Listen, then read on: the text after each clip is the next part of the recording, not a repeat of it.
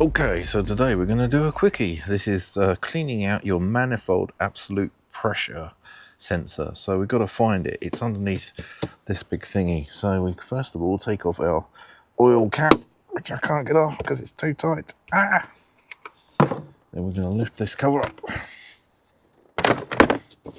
Right, what can we find? And this is the fellow we need to get out. So we need to find ourselves a nice Torx key.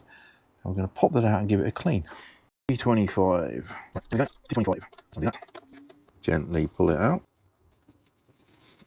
Oh, look, nice and dirty. So we're going to give that little fella a clean. Probably not very nice in there either. Ugh. And that's what happens because of the exhaust recirculation valves. They just put the exhaust gases back through the manifold and it clogs up this.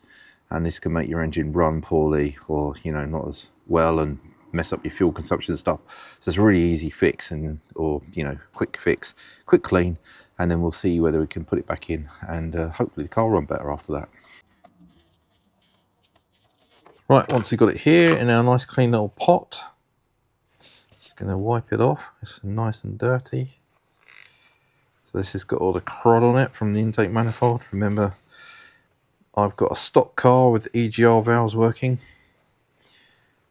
And then what we're going to do is we're going to put a little bit of solvent onto it, as in I'm going to use some brake cleaner so you can see how nasty and dirty that is and sooty.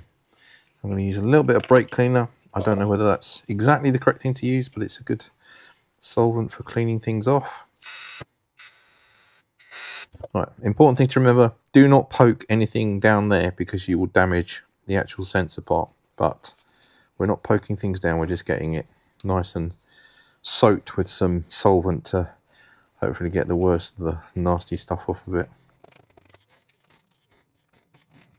And we want to make sure that the hole's not blocked up anymore.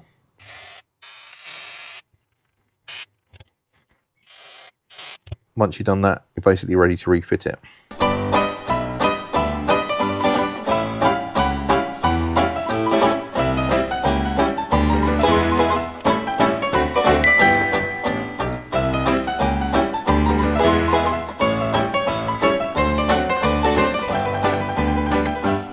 There you go. Once you've refitted it, all ready to go.